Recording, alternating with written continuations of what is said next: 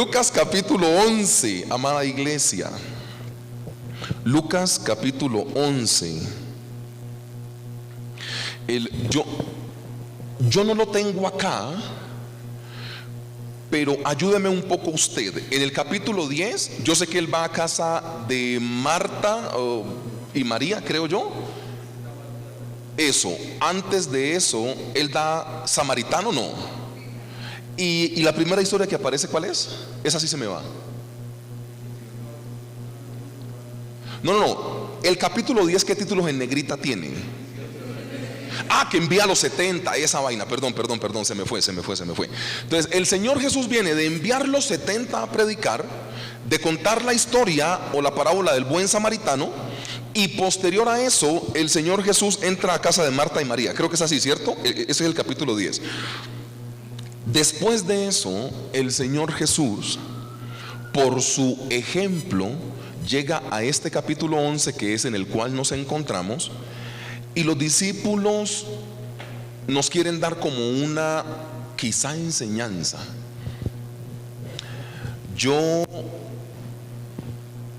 cuando reviso la vida de los discípulos pocas veces le pedían cosas al Señor. Pocas veces. O sea, el Señor Jesús como que iba por delante y Él resolvía los problemas. Entonces algún día los estaban criticando porque no se lavaban las manos 3 veces, como el rito judío decía, el rito de la purificación antes de comer, y el Señor Jesús resolvía. O sea, todo lo que era problemático, el Señor Jesús lo resolvía. O sea, los discípulos al final no tenían que ni pedirle nada al Señor Jesús. De hecho, hemos colocado el ejemplo algunas veces de el Iscariote, que al final él era como teniendo una bolsa con dinero, porque el Señor Jesús ni los problemas los solucionaba dependiendo de las finanzas o de la bolsa de Judas, que era el tesorero, sino que él resolvía. Él únicamente le pedía a papá y multiplicaba la comida y alimentaba a la gente. O sea, el Señor Jesús siempre resolvió cosas. Y a mí me aterra que cuando los discípulos tienen la posibilidad de preguntarle al Señor Jesús por algo, le pregunten por la oración.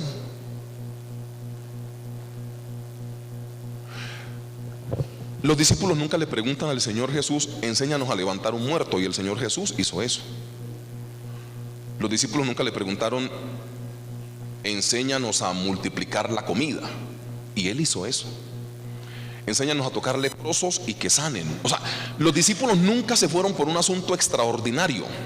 Y ahí es donde a mí me da risa, porque algunas veces nosotros hablamos muy mal de los discípulos, y los discípulos tenían algún entendimiento bien diferente. Yo cada día entiendo, cuando voy creciendo en mis años, que tengo 37, parezco de 28. Nada, 28 por 2. Pero piensa conmigo, el Señor Jesús hizo obras extraordinarias. Levantó muertos, tocó leprosos. O sea, cosas que generan como un poco más de: venga, yo quiero esa vaina para mí. Y cuando los discípulos tienen la posibilidad de abrir su boca para pedirle algo, le dice: enséñanos a orar. Entonces te das cuenta que toda la espectacularidad de la vida se resume a un tema que es la oración. Dicen que es casi una vida de 50-50, algunos teólogos, el tiempo que el Señor Jesús se la pasó en la calle caminando o en el monte.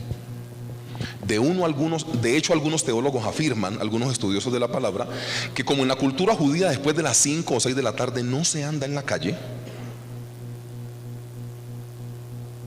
así pasaba allá. ¿Sí me entiendes? O sea, aquí nosotros somos diferentes. Yo ayer estaba haciendo un matrimonio aquí en, ¿cómo se llama? Aquí el primer pueblo, cuando uno sale, en Motavita, y llegué a mi casa como a las 11 de la noche. Pero en la cultura judía, después de las 5 o 6 de la tarde no se está en la calle. Y algunas veces el Señor Jesús se metía al monte a esa hora. ¿Y a qué hora salía? A la mañana. O sea, mínimo 12 horas de oración. Hagamos un paréntesis ahí, porque el tema que vamos a tener es la oración. El Señor Jesús podía orar 12 horas seguidas. Te das cuenta que a vos y a mí nos pasa que los primeros 5 minuticos tenemos tema, y ya después en el minuto 6 decimos: Señor, los niños del África, los perritos de la calle. Pucha, ¿qué digo? Yo no sé, las matas, haz llover. O sea, como que nos perdemos. El Señor Jesús tenía la posibilidad de meterse a las 5 o 6 de la tarde a orar y salía hasta el otro día por la mañana. Hay dos excepciones. Una, creo, es cuando camina sobre el agua, que él decide salir de noche. Eso ya era diferente. Pero de resto él salía el otro día por la mañana. Y salía y no se iba a descansar porque estaba trasnochado. Salía y se iba a la sinagoga a enseñar. Mira la consecutividad bíblica. Entonces siempre los teólogos dicen que hay casi un 50% entre el tiempo que él se la pasaba por fuera y se la pasaba orando. Para decírselo de otra manera, el 50% de la vida del Señor Jesús se la pasó en oración.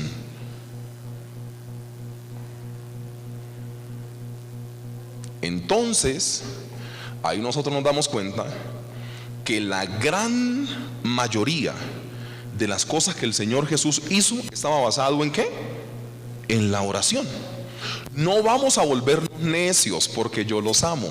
No voy a pedir levante la mano o alguna cosa. Pero yo quisiera saber, no me vaya a levantar la mano. Yo quisiera saber cuántos de los que están acá oraron esta mañana antes de venir a culto. No vaya a levantar la mano porque aquí nos toca deprimirnos a todos. O porque se viene a culto no hay que hacer devocional. Mira, es rarísimo. Nosotros anhelamos la espectacularidad del Señor Jesús, pero no las disciplinas que Él tenía. De hecho, si yo me pongo un poco más riguroso y yo digo, dime cuándo fue la última vez que tú te quebrantaste delante de la presencia del Señor. Quebrantamiento no es llorar. Hay gente que se quebranta sin llorar, hay gente que se quebranta llorando. Pero que tuviste ese fuego, que estabas ahí, que la gloria descendió. Hermano, vea, si nosotros no abrimos espacio a la oración, nos va a quedar muy complicado. Lo vas a entender en el primero o segundo punto de predicación. Hago la introducción antes de leer el texto bíblico para que usted me entienda para dónde voy. Hoy la introducción la hicimos con Daniel, capítulo 6, versículo 10, donde cuando el rey firma el edicto y Daniel sabe que lo van a matar o a echar al foso de los leones, Daniel empieza a orar 3 veces al día, pero como antes lo hacía. O sea, lo más importante cuando le dicen a Daniel, pilas que estás en riesgo, cuando él se da cuenta que se firme el edicto, y como él venía orando 3 veces al día antes de que el rey firmara el edicto, oración, es toda la mañana de hoy en oración, Daniel lo que hace es, dice la palabra que abre las ventanas hacia la ciudad santa de Jerusalén, y Daniel sigue orando 3 veces al día. Pero lo más importante no es que oró 3 veces al día. O sea, si ese versículo no dice y oraba 3 veces al día, si el versículo no dice como antes lo hacía, queda que Daniel buscó a Dios solo porque tenía problemas. Pero Daniel no era eso. Daniel regularmente venía en oración. Acá vamos a hablar de la oración. Los discípulos vieron al Señor Jesús haciendo de cuanta cosa usted quiera, de milagros extraordinarios, y nunca le dijeron nada acerca de los milagros. Le dijeron, enséñanos a orar. Lucas capítulo 11,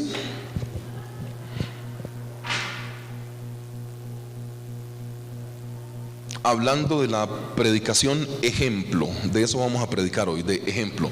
Lucas 11:1, la palabra del Señor dice, aconteció que estaba el Señor Jesús orando en un lugar, y cuando terminó, uno de sus discípulos, yo hubiera querido saber quién fue, le dijo, Señor, enséñanos a orar, como también Juan enseñó a sus discípulos, y les dijo, cuando oréis, decid, Padre nuestro que estás en los cielos, santificado sea tu nombre, venga tu reino, hágase tu voluntad como en el cielo, así también en la tierra. Versículo 3, el pan nuestro de cada día, dánoslo hoy, y perdónanos nuestros pecados, porque también nosotros perdonamos a todos los que nos deben, y no nos metas en tentación, mas líbranos del mal.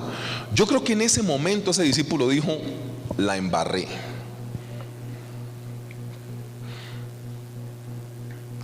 Te das cuenta que la oración, los que venimos de herencia católica, te das cuenta que la oración más fácil que uno se aprende siempre es el Padre Nuestro, pero es la oración más problemática que hay. Porque si usted quiere, y eso que no le cogí la de Mateo, le estoy cogiendo la de Lucas para irnos como más suavecito. El Señor Jesús metió en problemas a estos que están escuchando eso. Como literalmente hoy yo quiero que nosotros nos encontremos en algún problema con la oración. Porque es que el Padre Nuestro no hay que repetirlo, el Padre Nuestro hay que vivirlo. Y aquí tenemos varias orientaciones. Lo primero es la palabra enseñanza. Vamos a revisar 3, 4 palabras, creo yo. La primera palabra es la palabra enseñanza. Y lo primero que el texto hoy te pregunta es: ¿qué enseñas? ¿Sabes qué es lo mejor que le puede pasar a nuestros oídos hoy? Que al parecer la oración en esta época era el común denominador de todas las personas. De hecho, el Señor Jesús no manda a la gente a ayunar y a orar, corrige el método.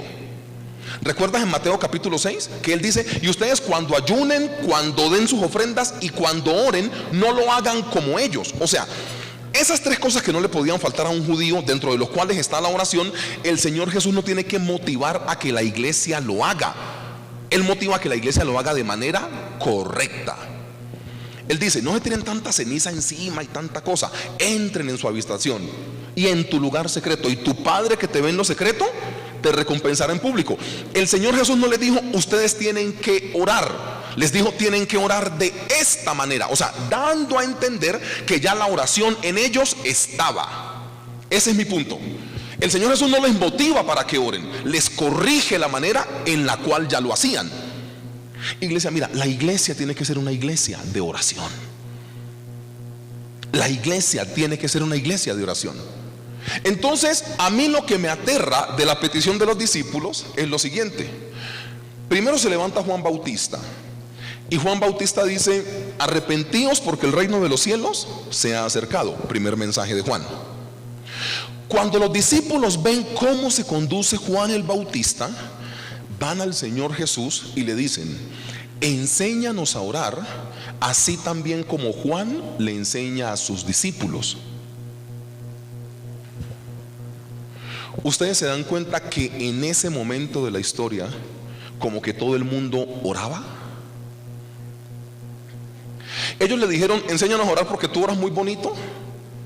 Enséñanos a orar porque es que cuando tú oras yo siento que me conecto. No había ni conexión ni nada. Ellos le dicen: enséñanos a orar porque Juan, el que vino antes de ti, también le enseñó a sus discípulos a orar. Entonces, Juan le enseñó a sus discípulos a orar, el Señor Jesús le enseñó a sus discípulos a orar. ¿Tú a quién le estás enseñando a orar? ¿Cómo se nos han perdido los papeles? Y pensamos que este asunto es de plata, y pensamos que hay que dejar herencia material y yo no sé qué, y gloria a Dios por el que lo puede hacer, y yo les invito a que lo hagan. Pero si nuestros hijos no tienen una herencia de oración, van a tener muchas dificultades en la vida. ¿Por qué? Porque el Señor Jesús dijo: la resolución de problemas tiene que ver con esto, que este género no sale sino con... se acaba la discusión. ¿Ustedes creen que sus hijos únicamente necesitan colegios privados? ¿O universidades muy caras o muy finas? ¿Qué hacemos con las, qué estamos enseñando a la siguiente generación? Porque el Señor Jesús, si algo tenía, es que dejó a la siguiente generación empoderada para orar, de buena o mala manera. Pero esa gente oraba, hermanos. Esa gente oraba. Ayer estábamos en el matrimonio y una persona que se llama Sandra se acercó y me dijo: ay, hombre, cuando hacíamos esas vigilias en la iglesia, en serio, y que se daba un caldito a mitad de la noche o alguna cosa, pero era orando, pero no en un lugar muy caliente, pastor, porque nos dormíamos, pero sí tocaba como moverse para uno coger el fueguito y toda la cosa. Y yo digo, nosotros nos hemos vuelto, yo digo todos como iglesia, incluyendo al que predica, ¿no? Nosotros nos hemos vuelto como muy lochudos, muy perezosos en la oración. De hecho, las convocatorias de oración en la iglesia casi no tienen fuerza. O sea, ayuno y oración, eso no convence mucho. Concierto y otro tipo de cosas, eso sí. El brinca sí, pero la oración casi no. Y yo le digo una cosa sin compararnos. Un domingo de estos que yo falté, yo estaba predicando en Ubaté, Cundinamarca. Me comí como 30 libras de queso. No, dicen que es el mejor queso del país. Y yo dije, pues vamos a comprobar. Y me comí una libra y dije, no le cojo el sabor todavía, saque otra. No, mentira. No, pero estuve en Ubaté como a mitad de octubre. No, sí, ese queso es buenísimo, te lo digo de todo corazón, es muy bueno. Y a mí me llamó la atención porque me llamó una iglesia Bethesda a predicar. Pues yo soy Asamblea de Dios. No quiere decir que no pueda predicar en otra, pero es raro que yo reciba esa invitación, porque pues y ellos saben que nosotros somos locos. Entonces yo dije, pues yo no sé. Y me llamaron, y yo fui.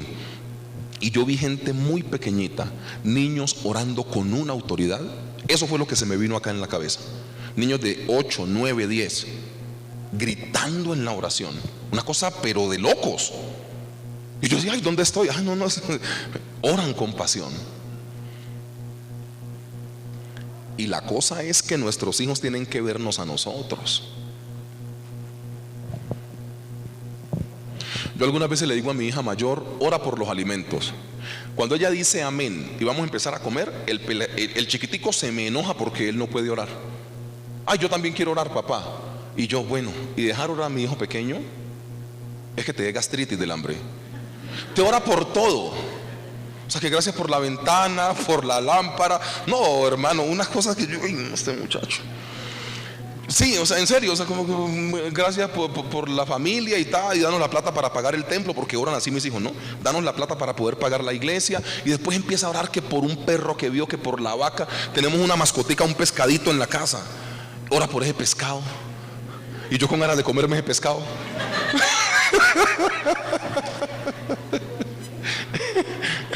No, pero en serio,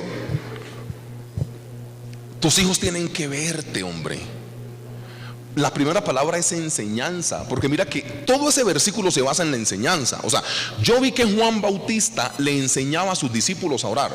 Entonces ahora tú, Señor Jesús, enséñame a mí a orar. La pregunta que el texto bíblico hoy te hace es: ¿qué le estás enseñando a la gente?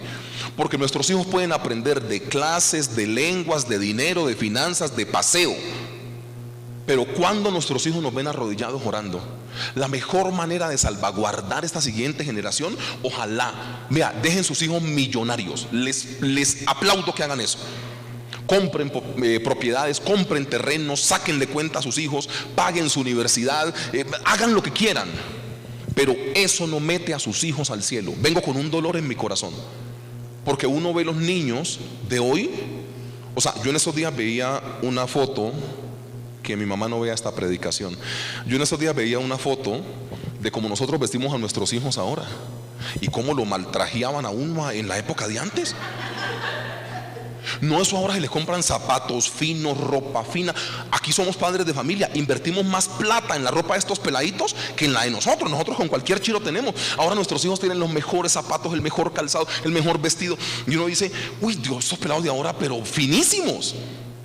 Con todo y eso no lleva a tus hijos al cielo.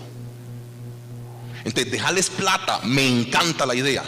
Dejarles casas escrituradas, me encanta la idea. ¿Y la oración para cuándo? La oración para cuándo. Qué bonito sería que nuestros hijos digan: yo aprendí de mi papá o de mi mamá que me enseñó a orar. Yo aprendí del abuelo o de la abuela que me enseñaban a orar. Yo aprendí de mi tío que me llevaba a la iglesia. Estas cosas son las que al final meten la gente al cielo. Entonces mira, aconteció que estaba el Señor Jesús orando. Lucas 11:1. Y cuando terminó, uno de sus discípulos le dijo: Señor, enséñanos a orar como también Juan ha enseñado a sus discípulos. Entonces, ¿por qué creen que los discípulos no le pidieron otra cosa al Señor Jesús? Todo lo que nosotros le pidamos a Dios, si no está soportado por la oración, Dios no lo hace.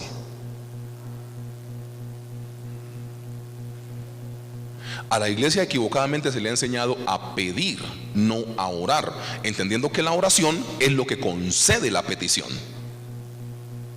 Uno habla mal de las equivocaciones de Pedro, no sé, Pedro mochando orejas, cómo se equivocaban esos discípulos. Estos tenían una inteligencia superior, porque ellos entendían que, o sea, ellos vieron al Señor Jesús y dijeron: para escoger los discípulos, antes oró. Para multiplicar los alimentos, antes oró.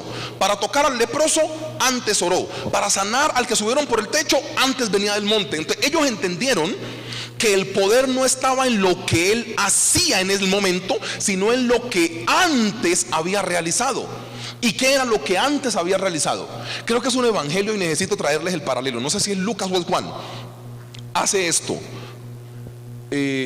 Monte es oración, ¿no?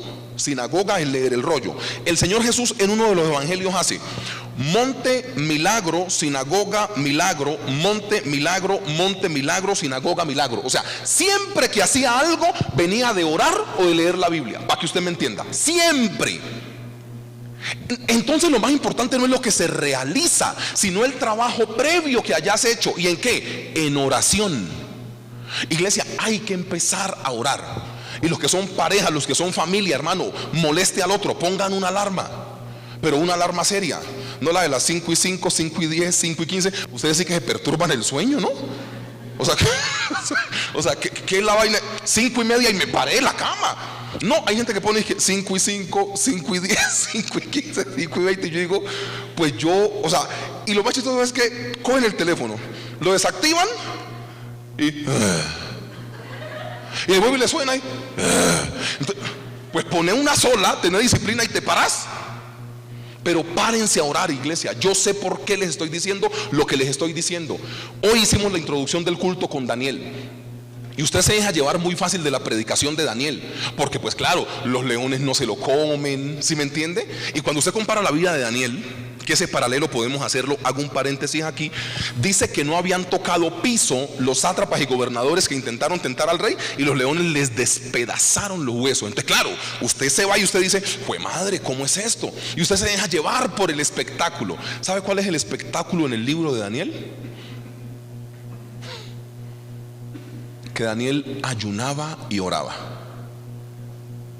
El capítulo 10 o capítulo 11 dice que estuvo 24 días sin comer y sin beber. Vamos corrigiendo cositas. Yo no quiero herir susceptibilidades, pero esto necesito enseñarlo, ya que lo toqué. Eso que nosotros llamamos ayuno de Daniel tiene su problema, porque nosotros tomamos mucha agua y comemos vegetales. Eso se llama buena dieta, pero eso no es un ayuno. O sea, eso vamos a explicarlo bien. Ay, pastor, pero yo siempre ayunaba el ayuno de Daniel. No, pues has comido, corazón. Porque eso no es un ayuno. Daniel lo que está haciendo es, en el vino hay borrachera, no puedo tomar vino, y la carne la sacrifican a los ídolos y después se la dan a comer a la gente. Él por eso decide no contaminarse en su corazón. Daniel en el capítulo 1 no ayuna, él come saludable.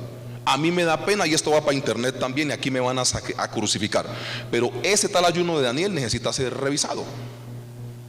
No, y es que hay ayunos olímpicos. ¿Qué estás ayunando? El ayuno de Daniel. ¿Y qué comes? Agua y verduras. ¿Y qué comes? 17 zanahorias. ¿Qué estás alimentando, hombre? O sea, no estás ayunando. No, eso no existe. Todos tenemos el ayuno de Daniel, que es comer sano, pero eso es como para que hagas popis. Pero eso no es un ayuno. Daniel sí dice, necesitaba buscar tu rostro. Capítulo 10 o capítulo 11 de Daniel. Necesitaba buscar el rostro del Señor, por lo cual en 3 semanas no bebí agua ni comí manjar delicado, y al día 24 probé bocado. Ahí Daniel hizo 3 semanas de ayuno, sin comer y sin beber. Pero comer legumbres y tomar agua no es ayuno. Qué pena por dañarte tu ayuno chimbo ese que estabas haciendo. No, porque eso no sirve, hermano. No, pero en serio. Y hay otros más degenerados. Licúan la carne y la pechuga y se la meten a la sopa de verduras, y creen que como no les pasa por aquí grueso están ayunando. No, dejemos tanta pendejada, hermano, que eso no es ningún ayuno. O sea, eso es una crema de verduras antes con buena proteína. Te estás alimentando, ahí no estás ayunando. Deja tu cuento. Cierro el paréntesis. Entonces acá lo que se invita por Juan Bautista y el Señor Jesús es dejar una vida de oración a los que le siguen a uno. O sea, Juan, ¿qué le enseñó a sus discípulos? A orar. Hago una pregunta, ¿les enseñó a hacer milagros? El Señor Jesús entendía que si enseñaba a sus discípulos a orar, la vida se les solucionaba. ¿Por qué estamos enseñando mal la iglesia? Le enseñamos a pedir, pero no a pagar el precio en oración.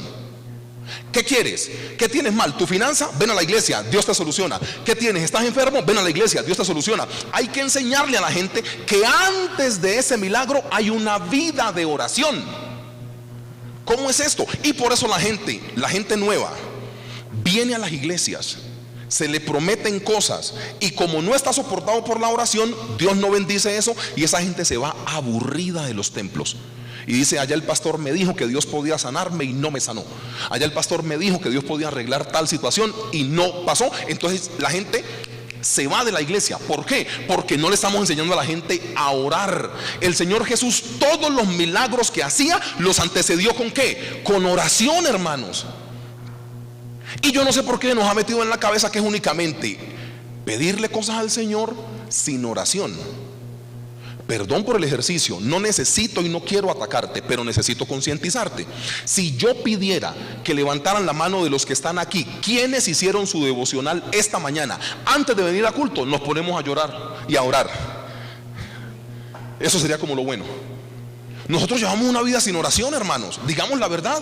Nosotros venimos a la iglesia, pero las cosas ¿por qué no pasan? Porque no oramos. La gente tiene que orar. Hermanos, seamos honestos. ¿Qué es lo que más fácil te quita el diablo? ¿Que vengas a la iglesia o la oración? La oración. Usted puede estar aquí todos los benditos domingos en la iglesia y puede pasar toda la semana sin hacer devocional. Es demostrable. Lo primero que te quita el diablo es tu diálogo con el Señor, como lo hizo con Adán y con Eva en el jardín del Edén.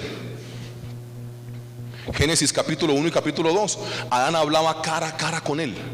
Génesis capítulo 3, se mete el diablo, Adán se esconde porque escucha la voz de Dios. ¿De cuándo acá el escuchar la voz de Dios genera que vos te escondas? Porque estás en pecado. Lo primero que intenta hacer el diablo es quitarte tu comunicación con Dios. Puedes seguir diezmando, puedes seguir ofrendando, te puedes seguir congregando, pero si no ora no pasa nada. Este mensaje no es muy popular, pero es la verdad. Haga todo lo que hacemos en la iglesia. Venga el primer sábado a su ayuno, venga a hacer los aseos los sábados en la mañana, haga lo que usted quiera. Si usted no ora, eso no sirve. No sirve, iglesia, no sirve. Porque la oración es lo que te comunica con Dios. Entonces aquí le he enseñado a la gente: congrégate. Y el pastor contento porque todos los domingos te ve en la iglesia. ¿Y el camino de oración qué? Pues con este pastor no va a pasar eso. Qué pena, pero no va a pasar. ¿Dónde está tu oración? Porque si vos no orás, tus hijos no te ven orando. Y si tus hijos no se ven orando, se los lleva el diablo. Tiene que haber un camino de oración, iglesia. No sé por qué invertimos los papeles. Juan Bautista, ¿por qué se preocupó? ¿Porque le iban a cortar la cabeza? Nah, porque sus discípulos aprendieran a orar. El Señor Jesús, ¿por qué se preocupó? Porque sus discípulos aprendieran a orar. ¿Por qué te estás preocupando hoy? ¿Por qué? Seamos honestos. ¿Cómo pago? ¿Cómo hago? ¿De quién me valgo? ¿A quién busco? ¿Quién me soluciona? Con esos recibos públicos como endemoniados que solo yo pienso que los recibos llegan como cada 15 días. O sea, a usted le llega el recibo de la luz y usted va y paga esa joda. Y usted como que, otra vez el recibo de la luz. Los llegan como cada 20 días, hermano. O sea, una cosa de locos. Claro, tu mente se ocupa en otras cosas, pero ocupa tu mente de oración. Yo entiendo que hay que buscar la plata, hay que buscar cómo pagamos, hermanos. Yo sé lo que les estoy diciendo. Pero si no es a través de un camino de oración, iglesia, la iglesia no camina y la iglesia no progresa. Tiene que haber oración. Lo primero es enseñanza. ¿Qué le estás enseñando a la siguiente generación? Juan Bautista y Jesús, casi nadie, ¿no? Nos están diciendo que lo más importante que le vamos a dejar a la siguiente generación es ¿qué? La oración.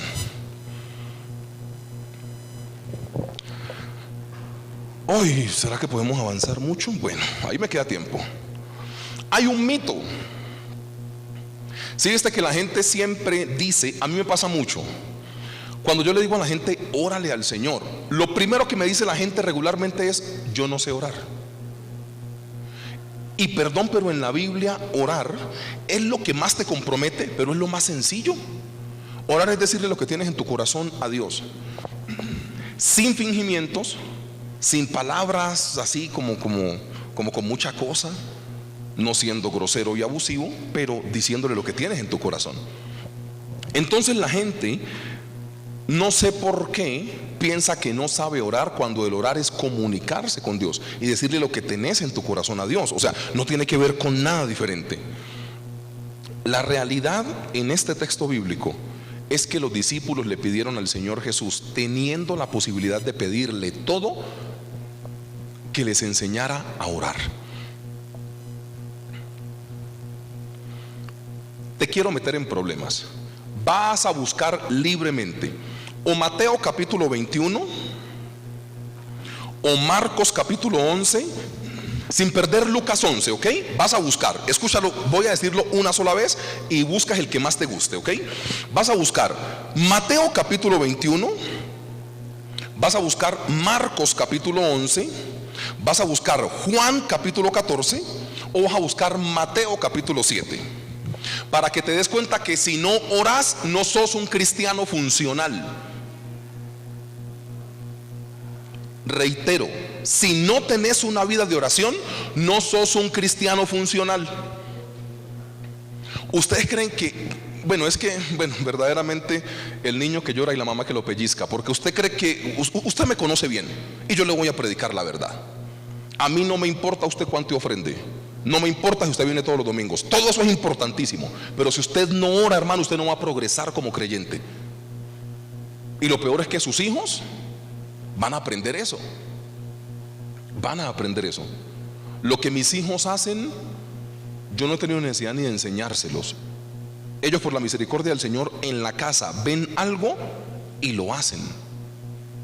Ven algo y lo hacen. Perdón, hasta las cosas malas. Porque un día se me salió la piedra y yo grité, y después mi hijo gritó a mi hija, y yo con qué cara iba a decirle que no gritara, que si antes yo había gritado. Hasta lo malo lo aprenden, porque con este pastor te habla de lo bueno, pero también te habla de lo malo. Porque a mí jamás me interesa que usted me vea perfecto, me interesa que me vea auténtico. Eso es más importante. Pero yo un día grité en mi casa, y mi hijo después, pero no pasaron 3 minutos, gritó a la hermana. Y yo, como le decía a mi hijo que no gritara, si lo había aprendido de papá. ¿Estamos claros con la información o no? Todo lo aprenden en casa. A ver, Mateo capítulo 21, va a ver si usted se enamora de la oración. Mateo 21, 22 dice: y todo lo que pidiereis, ¿en qué? En oración lo recibiréis. Dice que lo que siempre soñaste de niño, dice todo lo que soñaste de niño lo vas a recibir. Dice los pensamientos que tengas. Es que mira, la oración es una cosa muy diferente a lo que usted y yo creemos que es oración. Oración para la gente de hoy en día es como imaginarse cosas como que, ay, qué rico fuera una casa en las quintas, ya oré. No, eso no es así. Eso no es oración. Eso es usted imaginarse alguna vaina. Ay, algún día tendré pues el carro último modelo. Eso no es oración, eso es que usted se lo imaginó. Todo lo que pidierais, ¿en qué? En oración. Y hay gente que no ora, pero lleva 5 años sin orar, tu vida no progresa y después te enojas con el Señor Jesús y después te enojas con Dios. Ay, pero es que Dios no me responde mis oraciones. Mentira, has tenido pensamientos. Y si quiere podemos revisar exhaustivamente, que ahí tenemos que irnos a Mateo capítulo 6, qué es lo que el Señor Jesús dice que tiene que llevar una oración. Hay 5 cosas fundamentales en lo que usted conoce como el Padre Nuestro de Mateo capítulo 6. Y eso tenemos que revisarlo muy bien, porque si no también estás orando mal. Entonces, Mateo 21, 22. Y todo lo que pidiereis en oración creyendo, lo recibiréis. Marcos capítulo 11, versículo 24. Marcos 11, 24. Marcos 11, 24. Por tanto os digo que todo lo que pidiereis orando. Ay, iglesia.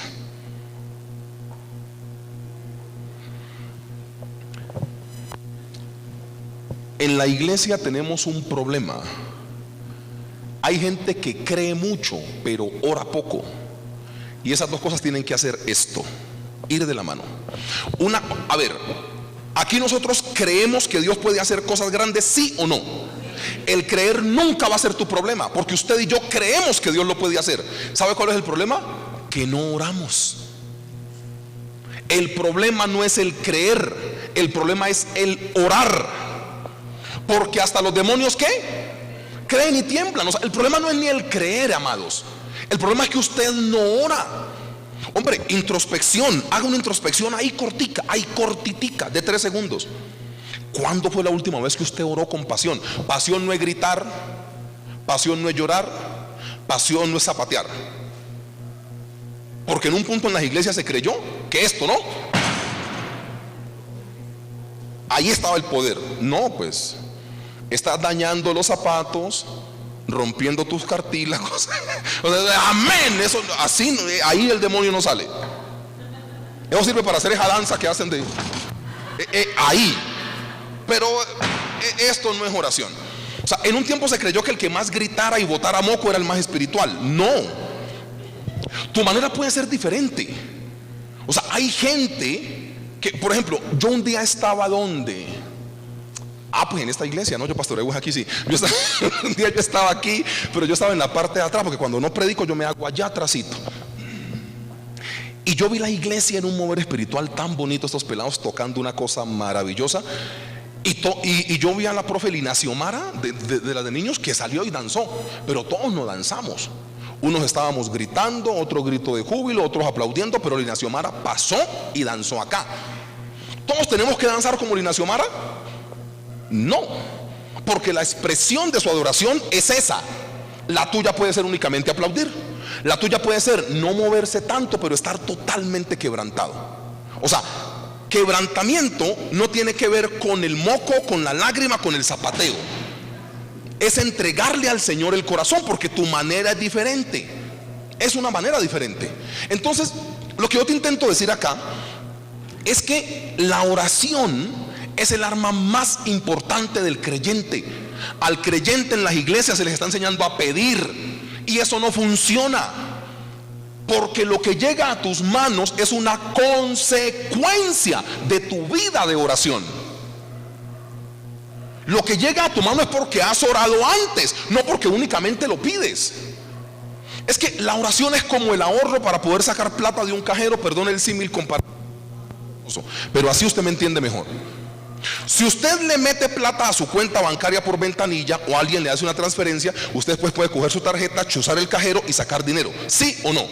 Pero primero tienes que haberle metido dinero a eso, a no ser de que haya pasado un milagro, ¿no? Porque yo he visto milagros financieros en mi propia vida. Pero exceptuando los milagros, tienes que primero consignar para después retirar del banco. Nosotros queremos hacer un retiro del banco sin haber consignado primero en oración. Entiéndame el símil comparativo. Estamos locos. Vamos a Juan capítulo 14, versículo 13. Juan 14, 13. Me queda Juan 14, 13 y me queda Mateo 7, 7, que sin leerlo ya usted lo sabe. Juan 14, 13 dice: y todo lo que pidieres al Padre en mi nombre, lo haré para que el Padre sea glorificado en el Hijo. Aquí es pedir las cosas orando. Y rápidamente, a ver si alcanzo a compartir así otro punto de la predicación. Mateo 7, pues tiene que ver con el pedid y se os dará, buscad y hallaréis, llamad y se os abrirá. ¿Te das cuenta que lo más importante que pueden aprender las próximas generaciones es ver una iglesia que ora?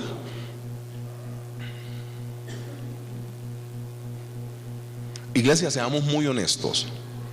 Nosotros hacemos de todo durante el día, algunas veces menos orar. No nos alcanza el tiempo, estamos afanados, porque algún día nos puede pasar, nos cogió el sueño, nos levantamos tarde y salimos de la casa sin oración, y ese día es un desastre. No sé si a ustedes les pasa. Mire, si yo no me acuesto, si mi último pensamiento en la noche no es algo bíblico, meditando en la palabra del Señor, cogiendo mi teléfono y diciendo leamos un versículo, a mí al otro día como que, no sé, como que no fluyo. A mí me pasa como una vaina así rara. Bueno, es normal que me pase, pero yo me siento raro, quise decir, porque es normal que te pase. Si salís de tu casa sin oración, se te vuelve un 8 el día, y después todo te sale mal, te queda mal, no te cumplen. Y ay, pero ¿qué pasó? ¿Qué pasó? No estamos orando. Lo primero es enseñar. Lo segundo es voluntad de Dios. Por eso yo digo que el discípulo que predicó esto, yo creo que los otros le dijeron: calle la jeta. Usted sabe qué decirle al Señor Jesús: enséñanos a orar, y que en la respuesta del Señor Jesús Él diga: lo más importante es que la voluntad del Padre se haga en ustedes, o sea, no lo que ustedes quieran. Él dice en la parte B de Lucas 11:2, la parte B de Lucas 11:2, después del punto seguido, Él dice: hágase tu voluntad como en el cielo, así también en la tierra. ¿Ustedes saben qué estaban pidiendo los discípulos ahí? Oración. ¿Ustedes saben qué les enseñó el Señor Jesús ahí? Pues el problema más grande que ellos podían llegar a tener, porque este asunto de hacer la voluntad en la tierra es de lo más complicado que hay. Seamos honestos. Aquí sí pueden levantar la mano. ¿Ha querido usted alguna vez matar a alguien? A todos nos ha pasado. ¿Sí o qué? Que uno dice: pero ¿por qué él no matarás? Está ahí en el decálogo. O sea, eso, ¿por qué lo colocaste, Señor? Claro. Y la voluntad del Señor, lógicamente, es que tengamos una vida piadosa. Esto de hacer la voluntad del Señor es problemático. Y no hacer la voluntad del Señor de un librito sacado por ahí, sino como pasa donde Él dice: yo quiero que aquí en la tierra pase lo que se haga donde. No, hermano, nos complicó. Hagamos unas preguntas para que usted diga: sí, Señor, pero internamente, ¿ok? Listo. ¿En el cielo hay groserías? ¿En el cielo hay mal genio? ¿Hay mal genio en el cielo? O sea, un querubín con un serafín: ¡ay! ¿Por qué me cogió mi blusa, estúpida? O sea, eso allá en el cielo pasa. No, pues dígame, como para yo saber a quién es que le estoy predicando, porque pues yo no sé. A mí, yo amo tu risa, vos me gustás. O sea, no, pero en serio. O sea, piense conmigo. Que lo que pase en el cielo se haga en la tierra. El Señor Jesús nos jodió a todos, hermanos. Porque a este cuerpo le gusta la sangre, a este cuerpo le gusta la venganza. O sea, a este cuerpo que poner la otra mejilla, hay que llevar la carga otra milla, y que eso no le gusta a este cuerpo. A este cuerpo le gusta la sangre, la venganza, hacer sentir mal al otro. Eso le gusta a este cuerpo. Y yo creo que cuando el que le pregunta dice: enséñanos a orar, y el Señor Jesús empieza a decir: lo ideal es que ustedes se conduzcan en la tierra como en un futuro se conducirán en el cielo. Es lo que literalmente estoy diciendo. ¿Cuáles son las descripciones del cielo? Que vamos a únicamente a decirle a Él todo el tiempo: santo, santo, santo, y lo adoraremos. O sea, ese cuento de que: ay, pastor, pues no es que tenga felicidad, pero siento un fresquito, pastor. No, eso en el cielo no pasa eso. No, allá no pasa eso. Allá no pasa eso. Es que esto es injusto. No, en el cielo no hay eso. Cuando usted entiende qué quiso decir el Señor Jesús, de que lo que pase en el cielo se haga efectivo por nosotros aquí en la tierra, entiende que usted tiene el problema más grande de la vida sobre sus hombros. Porque es traer el cielo a la tierra. Eso no es sencillo. Pero en la Biblia Él dijo que lo podíamos hacer. Él dijo que lo podíamos hacer. Entonces, ¿en el cielo hay peleas? ¿Sí o no? ¿En el cielo hay pleitos? ¿En el cielo hay deudas? Mira, el cristiano tiene que madurar. ¿Sabes yo cuando veo un cristiano muy maduro? Cuando pasa la deuda por alto.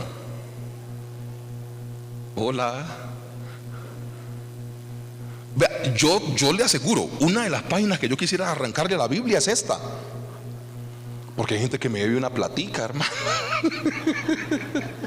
No hay gente que no vea, y fueran 50,000 pesos, yo digo: Señor, te consagro esa ofrenda primicia a ti, aleluya. A mí hay gente que me debe. Y cuando uno lee ese bendito Mateo 6 o este Lucas 11, uno le dan rabia con esos textos. Yo no sé, Señor Jesús, ¿para qué se puso a hablar de esa vaina, hermano?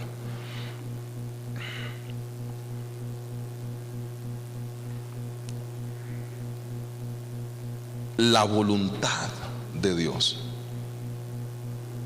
¿Sabes qué se nos ha enseñado? A nosotros se nos ha enseñado a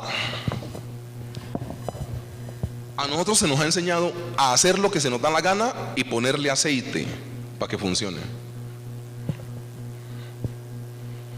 A nosotros se nos ha enseñado a hacer lo que se nos da la gana y al final traemos al pastor para que ore por eso, así no sea la voluntad del Señor. Si hay gente que abusa de estos mecanismos, somos nosotros la iglesia. Porque nosotros oramos por cosas que algunas veces Dios ni está en eso. Qué pena que yo les diga esto así, pero es así. O sea, muchas veces llevamos a pastores a ungir locales que Dios ni te ha dicho que montes. Porque nosotros creemos que la voluntad del Señor es decirle a un pastor o a un líder fuerte de la iglesia: venga y ore. Lo más importante es si Dios te dijo que hicieras eso, no que el pastor vaya y lo unja con aceite. ¿Estoy siendo claro con la orientación? O sea, aquí lo más importante no es que el pastor vaya y ore, que el pastor vaya y unja. Aquí lo más importante es que Dios te haya dicho que hagas eso. Y este asunto de yo todos los días entiendo más por qué la iglesia no ora. Porque el orar es pedir la voluntad del Señor. Y cuando el Señor se mete con su voluntad, Dios te dice: perdona esa deuda, pon la otra mejilla, pide perdón si no tengas la culpa, que no te paguen ese dinero, olvídalo, que yo te lo repongo. Ay, Señor, pero me lo repones con interés. Y es que los cristianos sí, qué cosa, ¿no? Hombre, tranquilo si te deben plata. Vea, el texto amigo, y yo me paro en ese versículo. La palabra dice que lo que intentó robarme el saltón, el revoltón, la oruga y la langosta, Él lo restituye al 100 por uno. Yo digo aleluya, que a mí me deben, hermano, y yo tengo necesidades, pues. Y cuando usted presta una plata, usted piensa que se la van a devolver. Y vea, Dios tiene su cuento conmigo, porque cada vez que me piden un favor financiero, no lo hagan, por favor. Cada vez que me piden, no, mentira, ustedes son muy bonitos y no, o sea, ustedes nunca nadie aquí me ha pedido plata, es la verdad. Pero cada vez que me piden un favor financiero, Dios me lleva al devocional, al bendito Mateo 6:s. Ahí está, y perdonan las deudas, y yo, ¿por qué a mí? Voluntad. Alcanzamos a avanzar un poquito más. Cuando vuelvan a Lucas, por favor. Lucas 11, versículo 3. El pan nuestro de cada día, dánoslo hoy. Ahí también el Señor Jesús nos complicó en la oración. Porque lo que está diciendo el versículo, literalmente, es que el pan te va a llegar cada día. Esto es dependencia. El pan nuestro de cada día, dánoslo hoy. Hago una pregunta. ¿En el desierto con Moisés el pan se acumulaba o era diario? Diario. O sea que estamos hablando de lo mismo. Dios quiere una dependencia en oración. Nosotros, si hubiéramos sido Jesús, ¿qué le decimos? Con esa pereza que nos gastamos. Y el pan del trimestre. Uy, hermano. Y otros dicen: ay, pastor, yo pido semestral y congelo. O sea, en serio, ay, hermano, nosotros, ay. El Señor Jesús dice: usted, o sea, el Señor Jesús le está diciendo: a Dios le tienen que orar todos los días. ¿El sustento en la Biblia era para el mes o era diario? Mira, lo peor que nosotros tenemos hoy en día es no estar en el desierto con Moisés y no estar escuchando ahí al ladito al Señor Jesús. Porque la dependencia de oración referente al alimento era diaria. Diaria. El maná caía por día. Hay otras reflexiones que podemos hacer.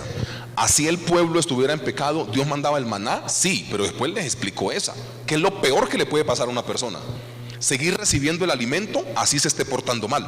Eso es otro tipo de predicación, pero hoy la haremos algún día. Lo peor que te puede pasar es seguir recibiendo el sueldo aun cuando eres infiel en tus finanzas con el Señor. Porque tú sabes que no eres fiel al Señor con las finanzas, pero te sigues pagando el sueldo, entonces crees que no lo necesitas. Y cuando se te venga la contra, hasta el diablo dice, me voy. Ni el diablo se mete en eso, no, te lo juro. Lo peor que te puede pasar es seguir recibiendo el alimento aún portándote mal. Ese fue el problema del pueblo de Israel en el desierto, que ellos pecaran o no pecaran, tenían su maná todos los días, y eso fue lo que más les dañó el corazón. Otro día predicamos de eso. Cierro ahí el paréntesis. El pan no se pedía para el mes, el pan se pedía a diario. Y el Señor Jesús, o sea, esta gente comía a diario, ¿sí o no? O sea que si hay que pedirle a Dios el pan diario en oración, o sea, si hay que pedirle a Dios, perdón, si hay que pedirle a Dios el pan en oración y comemos a diario, la oración tiene que ser ¿cómo? Eso es lo que el Señor Jesús está diciendo acá. La oración es diaria, aún por los alimentos. Nosotros hemos caído tan bajo que ni por los alimentos oramos. Yo necesito pedirle perdón al Señor.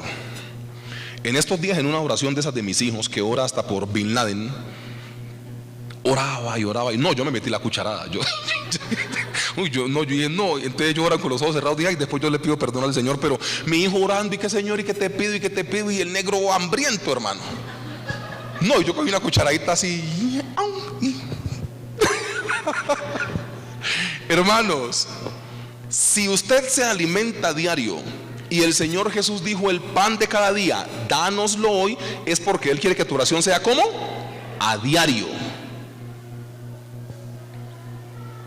Hay cristianos que únicamente oran cuando el pastor dice en la iglesia, oremos.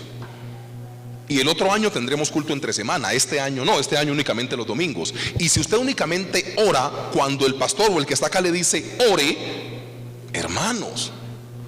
Y otra cosa, el pan no lo consigue usted. Eso enseña el Padre Nuestro. El pan lo da Dios.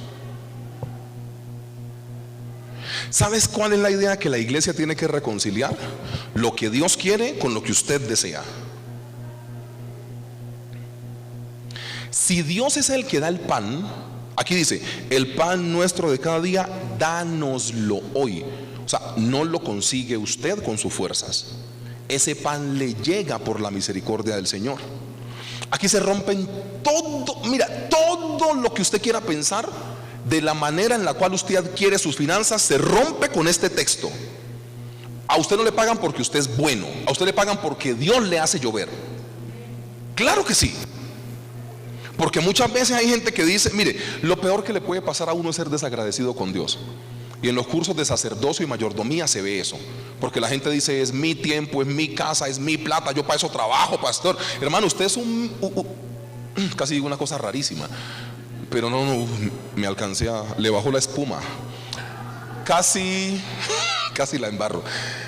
Usted es una pobre criatura que está desorientada. Uy, casi le digo una cosa feísima y usted, ay, me voy de esa iglesia, una cosa así, pero bueno. O sea, usted recibe por la misericordia del Señor, no porque usted sea bueno. El día que usted entienda mayordomía, usted deja de decir que yo para eso trabajo, pastor. Usted trabaja porque Dios se le dio la gana de que usted trabaje. ¿O la pandemia no demostró que la gente cristiana seguía comiendo aún sin trabajo? Algunos los echaron de los empleos, les redujeron el sueldo, pero algunos hijos de Dios, sin estarlo esperando, los ascendían. Yo tengo testimonios de eso. Pastor, me ascendieron. Y yo, vea pues. Iglesia, dánoslo. Tu sustento es porque Dios es misericordioso, no porque vos seas bueno. Entonces esa frase de yo para eso trabajo, esta es mi plata, mi casa, mi tiempo. Primera Américo 2:25. Callaos vuestras jetas, porque se pone muy orgulloso. Y Dios, antes de la caída, es la altivez del hombre. Te sentís muy chévere porque tenés plática y crees que manejas tu tiempo. Ahora ni orás para salir de la casa, ni pedís la dirección del Señor para saber para dónde te vas de paseo.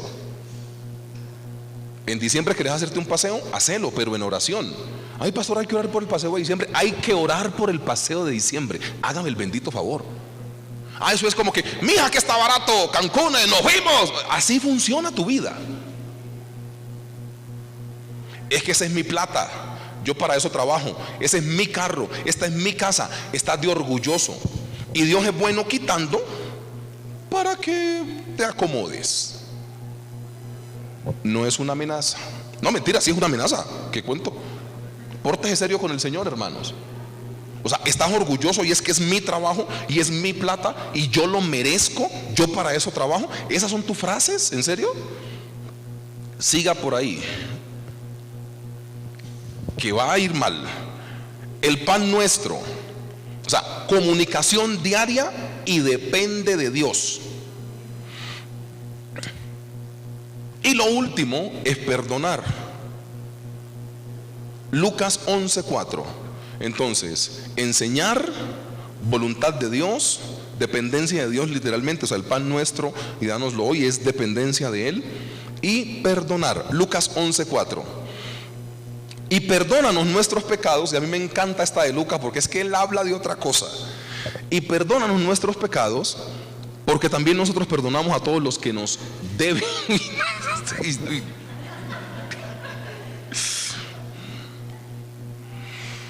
Uy, hermanos, no, esto de ser cristiano es muy berraco, hermano.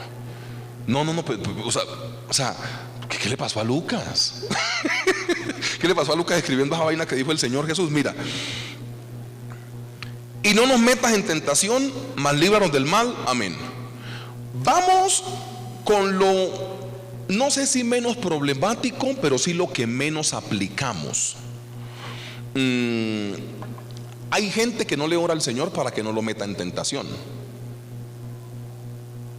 Y esa oración hay que hacerla.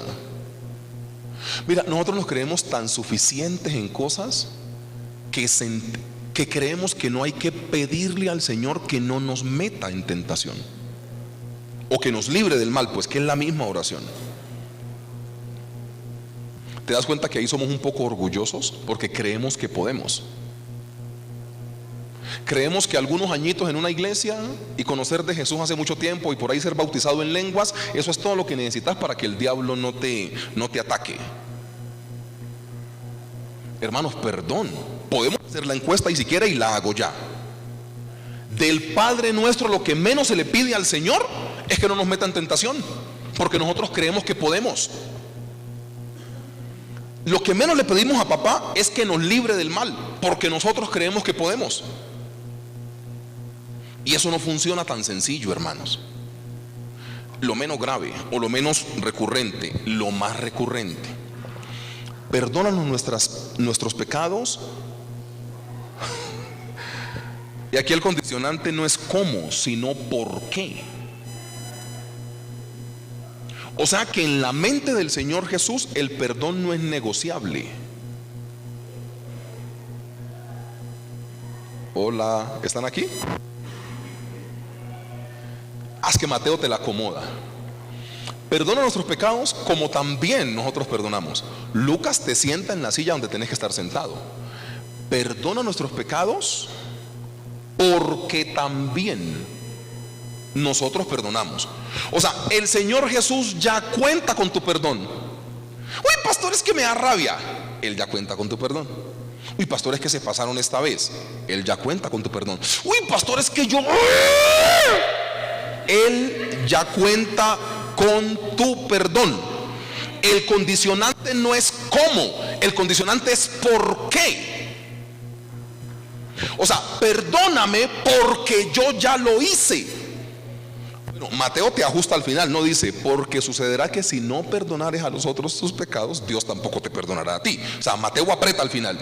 Pero ese cómo y el por qué cambia totalmente la oración. O sea, perdóname mis pecados porque yo también estoy en la obligación de perdonar los que cometan en contra mía. Y ahí, iglesia, hay un problema. Con esas benditas redes sociales de ahora, que todos las utilizamos, se demuestra que este asunto del perdón está todos los días más difícil, porque con un clic quitas el problema. Es meterte a donde dice yo no sé qué tal cosa, amigos, y le das eliminar. ¡Sí! Se fue. ¿Tienes que trabajar con el perdón? No, lo eliminas de tus amigos. ¿Tienes que trabajar con el perdón? No, bloqueas el perfil en Facebook. ¿Tienes que eliminar? No, le das a archivar en WhatsApp. ¿Tienes que trabajar con el perdón? No, que todas las llamadas se vayan a sistema correo de voz. Sos un degenerado para Cristo. Hoy en día todo lo arreglas con un clic. Y un clic no repara el corazón. Usted puede eliminar a la persona que le cae mal. Usted puede bloquear a la persona que le cae mal. Usted puede eliminarlo de sus amigos. Y usted cree que ya. Tranquilos que eso algún día le salta. Y cuando le salte esa liebre, hermanos, uy, hermano, usted se va a encontrar en problemas. Según los labios del Señor Jesús, el perdón no es opcional. Que a usted lo perdonen, vaya y venga, pero que usted tenga la posibilidad de perdonar a una persona y no lo haga, ahí sí hay un problema. Entonces, nos cuesta hacerlo, pero es necesario. El perdón, según el Señor Jesús, debe ser un hábito de vida. Y en esta vida sí que es difícil, porque literalmente tener un corazón resentido en esta época es súper fácil. Con todo lo que nos dañan, con lo que a diario tenemos que experimentar, es muy fácil tener un corazón de roca y no un corazón de carne. Cuando escuchas escándalos de los gobernantes, del gobierno de turno, y tienes que hacer cosas, uno dice, o sea, es muy fácil coger rabia en un país como Colombia, es lo que te estoy intentando decir. Por tu familia, por cómo nos criaron, porque el gobierno te tiene que cuidar y no te cuida, porque nos suben los impuestos, porque absolutamente todo. O sea, aquí es muy fácil que a usted le saquen la piedra, hermano, aquí en este país, pero es sencillo. En esos días fui a comprar un chocorramo y es que 2,000 pesos. No, pues para eso yo me meto un mordisco, ahí me dicen el chocorramo, yo me como yo mismo. O sea, los impuestos caros, aquí es muy fácil volverse energúmeno, aquí es fácil. Y viene aquí el Señor Jesús y te dice, perdona, porque eso no es opcional. Hermano, es muy difícil, la verdad. El perdón es muy difícil. De poder pedirlo es fácil, pero de poder concederlo es dificilísimo. El ser humano es muy bueno pidiendo perdón. Oiga, ¿sabe qué? Perdóneme cuando usted la embarró.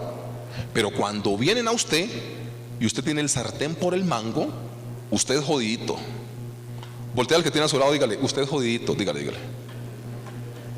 Voltea al del otro lado, dígale, usted es jodidito, dígale, usted es jodido, dígale, usted es jodido, dígale.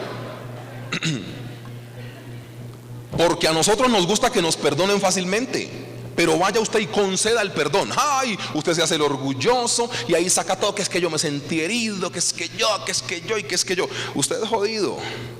O sea, y perdónanos nuestros pecados porque también nosotros perdonamos. O sea, al parecer en la mente del Señor Jesús, el perdón nunca fue una opción. O sea, en la mente del Señor Jesús, el perdón no fue una opción. Es una cosa que se tiene que hacer. Que el Señor nos ayude. Yo quiero que algún musiquito venga, de esos así bonitos y todo, que me dé guitarra, que me dé piano, alguna cosa. Y si no pasa Jonathan, Tania y Miguel, alguien que sepa, no, alguno de estos tres. O sea, viene Miguel, él es casado, iglesia. Él ya. Tania, ahí yo esperaba un amén. Lo dijiste pasito, bueno, sí. Sí, estoy feriándole su hombre y la otra ahí callada, pues muy duro. Entonces miren, que el Señor Jesús nos ayude, porque este asunto de la enseñanza, usted puede enseñarle lo que quiera a sus hijos y a la siguiente generación, porque usted puede ser que no tenga hijos y que usted haya tomado una decisión de vida de decir, pastor, yo no quiero tener nunca un hijo. Es su problema. O sea, la palabra nos dice, y el que no engendre chupa candela con el diablo. No, usted verá si tiene o no tiene. O sea, eso es problema suyo. O sea, no se va para el infierno si decide no tener hijos. Tranquilo, usted verá. Pero si hay gente que lo mira. Entonces, pilas con lo que usted está enseñando. Pilas con el asunto de la voluntad del Señor. Pilas con el asunto de la dependencia de Dios. No cristianicemos planes a la fuerza. Eso no importa si está en promoción, no importa si es barato, importa que Dios te haya dicho que lo hagas. Es que salió una posibilidad de trabajo, pastor. Lo primero que yo te voy a preguntar es: ¿Dios te dijo que la tomaras? Y uno sabe cuando Dios está en el asunto, hermanos. Uno sabe, uno sabe. Sino que usted y yo no hacemos lo de la vista gorda. Qué dicho tan raro, ¿no? De que la vista gorda. Pero bueno, ahí lo repetimos. No, pero en serio, usted sabe o sea, usted ya conoce la palabra del Señor. Usted sabe cuál es la voluntad de Dios. Usted sabe ya Dios qué quiere. Sino que usted se hace loco, porque al final usted quiere hacer su voluntad.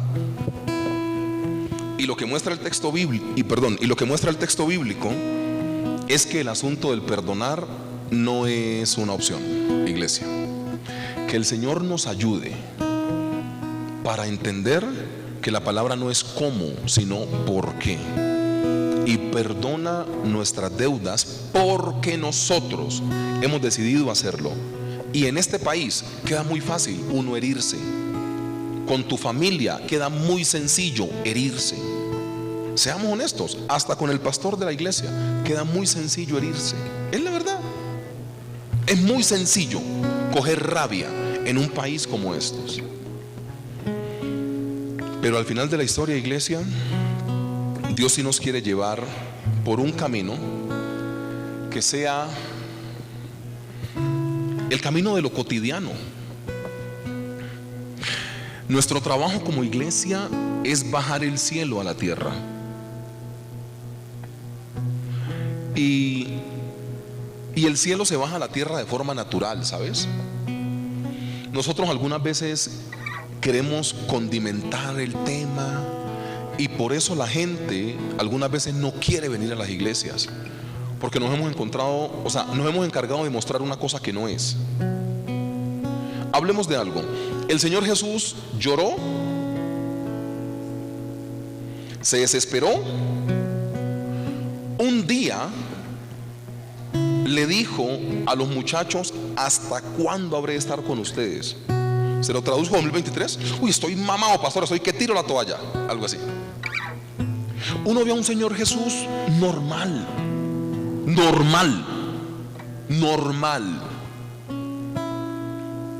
Confrontaba: ay, Señor, no vayas a la cruz, apártate de mí, Satanás. O sea, uno ve a un Señor Jesús muy normal. Y nosotros no estamos viviendo en normalidad. Y maquillamos un poco el tema. Y el maquillaje algún día se cae y queda lo que somos.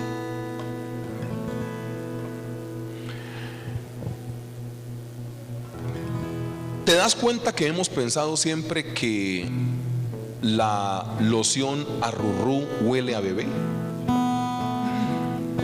Y esos ejemplos del pastor, no, pero así usted me entiende, chino. O sea, vamos para adelante. Entonces, mire, cuando usted va en la calle, primero, identificamos con loción Arrurú, lo que le aplicamos a los bebés, ok. Cuando usted huele esa loción en la calle, usted inmediatamente dice: huele a bebé. Pero seamos honestos, no huele a bebé, huele a loción de bebé. Porque si usted a ese bebé le quita el arrurú,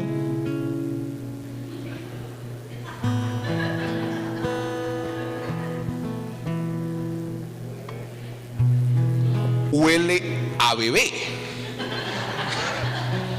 Y un bebé por lo general bajito te huele a sudor, a chichi, a popó, a vómito. Con ese símil vamos a orar. Mi oración sería: Señor, quítanos el arrurú. No, mentira. Póngase de pie y oramos. Pero no, mire, es muy en serio. O sea, al final el arrurú es la loción del bebé. Pero si usted le quita el arrurú al bebé, le queda lo que es en esencia el bebé. Y un bebé huele a vómito, huele a sudor, a popó y a chichi. Eso es un bebé. Entonces concentrémonos más en quitar un poco el arrurú y en dejar más la realidad. Y cuando le quitamos el arrurú, nos queda la esencia. Y cuando nos queda la esencia, podemos reparar la esencia. Que el Señor nos ayude. Vamos a orar.